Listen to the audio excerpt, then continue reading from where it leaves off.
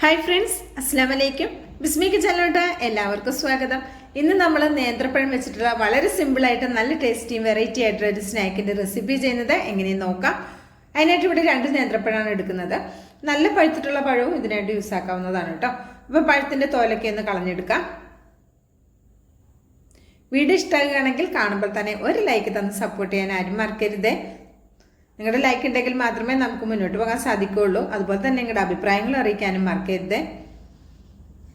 അപ്പം നമുക്ക് നേന്ത്രപ്പഴം തോലെല്ലാം കളഞ്ഞെടുത്തതിന് ശേഷം നമുക്ക് ഇതുപോലെ ഒന്ന് ചരിച്ച് കട്ട് ചെയ്തെടുക്കാം. ഇനി ഇതിനേലും അല്പം കൂടി കനം കുറച്ച് കട്ട് ചെയ്താലും കുഴപ്പമൊന്നുമില്ല കേട്ടോ, എന്നാലും ടേസ്റ്റ് തന്നെയാണ്.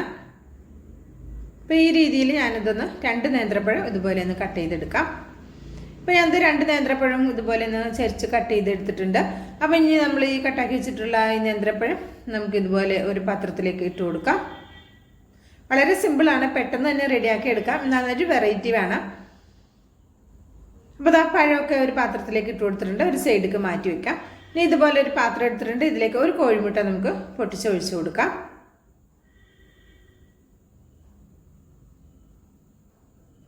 എന്നിട്ടിത് നന്നായിട്ടൊന്ന് മിക്സാക്കി കൊടുക്കാം.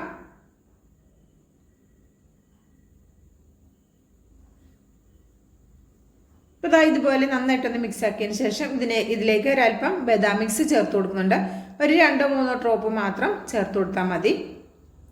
ഒരു കളർ കിട്ടാൻ വേണ്ടിയിട്ടാണ്. നിങ്ങൾക്ക് ഇതില്ലെങ്കിൽ ഇതിന് പകരം വാനില എസൻസ് ചേർക്കാം, അല്ലെങ്കിൽ ഏലക്കയുടെ പൊടി ഉണ്ടെങ്കിൽ അത് ചേർത്ത് കൊടുക്കാവുന്നതാണ് കേട്ടോ. മുട്ടയുടെ ആ ഒരു മണം പോകാൻ വേണ്ടിയിട്ടാണ്.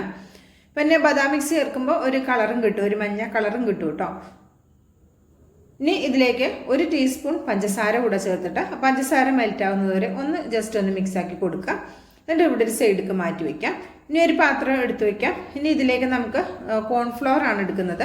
4 ടേബിൾ സ്പൂൺ കോൺഫ്ലോർ ചേർക്കുന്നുണ്ട്. നിങ്ങൾക്ക് കോൺഫ്ലോർ കയ്യിലില്ലെങ്കിൽ ഇതിന് ഒരു അരിപ്പൊടി യൂസ് ആക്കാം. അരിപ്പൊടി ഇല്ലെങ്കിൽ മൈദയും യൂസ് ആക്കാവുന്നതാണ് കേട്ടോ.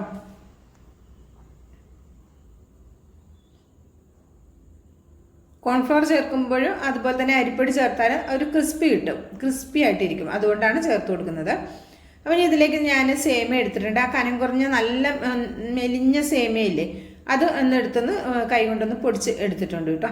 അതുകൂടെ എടുത്തിട്ടുണ്ട്. ഇനി ആദ്യം നമുക്ക് ഈ കോൺഫ്ലോറിൽ ഈ പഴമൊന്ന് ഇങ്ങനെയൊന്ന് ഡിപ്പ് ചെയ്തെടുക്കാം. എന്നിട്ട് നമുക്ക് മുട്ടയിൽ നന്നായിട്ടൊന്ന് മുക്കിയിട്ടെടുക്കാം.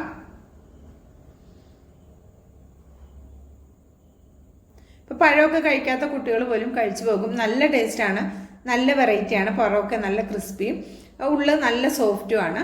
നല്ല അടിപൊളിയാണ് കേട്ടോ. അത് ഒരു ഗസ്റ്റ് വരുമ്പോൾ പോലും നമുക്കിത് തയ്യാറാക്കി കൊടുക്കാൻ പറ്റും. അത്രയും സിമ്പിളുമാണ്, അത്രയും ടേസ്റ്റുമാണ്. ഇനി നമുക്ക് ഈ സേമിയയിലേക്ക് ഇട്ടിട്ട് നന്നായിട്ടൊന്ന് കോട്ട് ചെയ്തെടുക്കാം. ഇതേപോലെ നമുക്ക് ബാക്കിയുള്ളതൊക്കെ റെഡിയാക്കി എടുക്കാം. ബാക്കിയുള്ള സേമിയ ഇതുപോലെ ഒന്ന് കുടഞ്ഞ് കളഞ്ഞാൽ മതി കേട്ടോ. ഒന്ന് ആ പാത്രത്തിലേക്ക് തന്നെ ഒന്ന് കൊട്ടി കൊടുക്കുക. ഇതൊരു പാത്രത്തിലേക്ക് മാറ്റി കൊടുക്കാം. ഇനി ഇതുപോലെ നമുക്ക് ബാക്കിയുള്ളതും റെഡിയാക്കി എടുക്കാം. ഇപ്പോൾ കോൺഫ്ലോറിന് പകരം നിങ്ങൾ ഗോതമ്പൊടി യൂസ് ആക്കരുത് കേട്ടോ. ഗോതമ്പൊടി അത്ര രസമുണ്ടായിട്ടില്ല. ഞാൻ മൈദയിലും ചെയ്ത് നോക്കിയിട്ടുണ്ട്, അതുപോലെ തന്നെ ഇതുപോലെ കോൺഫ്ലോറിലും ചെയ്ത് നോക്കിയിട്ടുണ്ട്. രണ്ടും നല്ലതാണ് കേട്ടോ.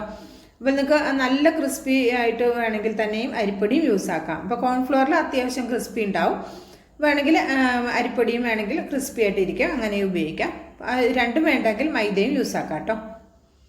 അപ്പോൾ ഇതുപോലെ ഒന്ന് എല്ലാതും റെഡിയാക്കി എടുക്കാം. ഇതുപോലെ ഒരു പാൻ അടുപ്പത്ത് വെച്ച് കൊടുക്കാം. ഇതിലേക്ക് നമ്മൾ മുഴുവനായിട്ടും ഇവിടെ റെഡിയാക്കി എടുത്തിട്ടുണ്ട്. ഇതൊരു സൈഡിലേക്ക് മാറ്റി വെക്കാം. റെസ്റ്റ് ചെയ്യാനൊന്നും വെക്കേണ്ട ആവശ്യമില്ല കേട്ടോ. ഇനി ഇതിലേക്ക് കുറച്ച് ഓയിൽ ഒഴിച്ച് കൊടുക്കാം. നിങ്ങൾക്ക് വെളിച്ചെണ്ണ മതിയെങ്കിൽ വെളിച്ചെണ്ണയും യൂസ് ആക്കാവുന്നതാണ്. ഇങ്ങനെ റെഡിയാക്കിയിട്ട് നമുക്ക് ഫ്രീസറിൽ നമ്മൾ സ്റ്റോർ ചെയ്യുവാണെങ്കിൽ ആവശ്യത്തിന് എടുത്തിട്ട് നമുക്ക് ഇതുപോലെ ഫ്രൈ ചെയ്ത് ഉപയോഗിക്കാവുന്നതുമാണ്. ഇതൊരു ഇഫ്താർ സ്നാക്കായിട്ടും ഉപയോഗിക്കാം. ഇതുപോലെ ആദ്യം തന്നെ റെഡിയാക്കി നമുക്ക് ഫ്രീസറിൽ വെച്ച് കഴിഞ്ഞാൽ ഒരു സെറ്റ് വയ്ക്കുക. അപ്പോൾ അതിൻ്റെ മുകളിൽ കുറച്ച് ബട്ടർ പേപ്പറോ എന്തെങ്കിലും വെക്കുക. എന്നിട്ട് വീണ്ടും ഇതുപോലെ വെച്ച് കൊടുത്ത് അങ്ങനെ സ്റ്റോർ ചെയ്ത് കഴിഞ്ഞാൽ നമുക്ക് ഇഫ്താർ സ്നാക്കായിട്ടും ഉപയോഗിക്കാവുന്നതാണ് കേട്ടോ. ആവശ്യത്തിന് മാത്രം എടുത്തിട്ട് ഫ്രൈ ചെയ്ത് ഉപയോഗിക്കാം. അപ്പോൾ ഒരു ഭാഗം ആവുന്ന സമയത്ത് നമുക്കിതൊന്ന് തിരിച്ചിട്ട് കൊടുക്കാം. ഒരു മീഡിയം ടു ലോ ഫ്ലെയിമിൽ വെച്ച് റെഡിയാക്കിയാൽ മതി. ഹൈ ഫ്ലെയിമിൽ വെക്കരുത് കേട്ടോ. എണ്ണയ്ക്ക് ഒരുപാട് ചൂട് ആവശ്യമില്ല, ചെറിയ ചൂടേ ഉള്ളൂ. നമുക്ക് വീഡിയോയിൽ കാണുമ്പോൾ തന്നെ അറിയാം. ഒരുപാട് ഫ്ലെയിം കൂട്ടരുത് കേട്ടോ. കൂട്ടി വെച്ച് കഴിഞ്ഞാൽ പെട്ടെന്ന് കരിഞ്ഞു പോകും. സേമിയ ആയതുകൊണ്ട്, അതും കനല്ലാത്ത നല്ല മെലിഞ്ഞ സേമിയല്ലേ, പെട്ടെന്ന് തന്നെ കരിഞ്ഞു പോകും. അപ്പോൾ പഴമൊക്കെ ഒന്ന് വെന്ത് കിട്ടാൻ വേണ്ടിയിട്ടാണ് നമ്മൾ ചെറിയ ഫ്ലെയിമിൽ വെച്ച് റെഡിയാക്കി എടുക്കുന്നത്. അപ്പോൾ അതായത് ഇവിടെ ആദ്യത്തെ ബാച്ച് ഇവിടെ റെഡി ആയിട്ടുണ്ട്. അപ്പം നമുക്കിത് പാത്രത്തിലേക്ക് കോരിയിടാം. ഇപ്പം നേന്ത്രപ്പഴമൊക്കെ കയ്യിലുണ്ടെങ്കിൽ തീർച്ചയായിട്ടും ഒന്ന് റെഡിയാക്കി നോക്കൂ കേട്ടോ. നല്ല പഴുത്ത് പോയിട്ടുള്ള പഴവും ഇതിനായിട്ട് യൂസ് ആക്കാം. അപ്പോൾ ഒന്നും കൂടി നല്ല ടേസ്റ്റ് ആയിരിക്കും. ഇതുപോലെ നമുക്ക് ബാക്കിയുള്ളതും റെഡിയാക്കി എടുക്കാം. ഇപ്പം നേന്ത്രപ്പഴത്തിനൊക്കെ അത്യാവശ്യം നല്ല വിലയുണ്ട്. അപ്പോൾ വാങ്ങി വെച്ചത് കയ്യിലുണ്ടെങ്കിൽ പഴുത്തിട്ട് കറുത്തൊക്കെ ഇരിക്കുന്നുണ്ടെങ്കിൽ ഒഴിവാക്കണ്ട കേട്ടോ. ഇതുപോലെ ചെയ്ത് നോക്കൂ, നല്ല ടേസ്റ്റാണ്. ഇപ്പം മുഴുവനും ഇവിടെ റെഡിയാക്കി എടുത്തിട്ടുണ്ട്. അപ്പം ഞാനൊന്ന് പൊട്ടിച്ച് കാണിച്ചു തരാം.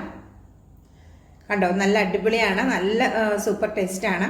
അപ്പോൾ ഇഷ്ടമായിട്ടുണ്ടെങ്കിൽ തീർച്ചയായിട്ടും ഒന്ന് ട്രൈ ചെയ്ത് നോക്കുക. അഭിപ്രായം അറിയിക്കുക, ലൈക്കും ചെയ്യാം കേട്ടോ. ബിസ്മി കിച്ചൺ എന്ന യൂട്യൂബ് ചാനൽ സബ്സ്ക്രൈബ് ചെയ്ത് കാണുന്ന എൻ്റെ എല്ലാ പ്രിയ കൂട്ടുകാരും ഒന്ന് സബ്സ്ക്രൈബ് ചെയ്ത് ബെല്ലൈക്കൺ ഒന്ന് എനേബിൾ ചെയ്ത് വെച്ചാൽ മാത്രമേ നമ്മളിടുന്ന വീഡിയോസിൻ്റെ നോട്ടിഫിക്കേഷൻ നിങ്ങളിലേക്ക് കറക്റ്റ് എത്തത്തുള്ളൂ. അതുപോലെ തന്നെ വീഡിയോയെക്കുറിച്ചിട്ടുള്ള അഭിപ്രായങ്ങൾ അറിയിക്കാനും മറക്കരുത് കേട്ടോ. എന്തായാലും ഉറപ്പായിട്ട് നിങ്ങളുടെ അഭിപ്രായം കാണുമ്പോൾ ഒരു അഭിപ്രായം ഉണ്ടാവുമല്ലോ, തീർച്ചയായിട്ടും അറിയിക്കാൻ മറക്കരുത്.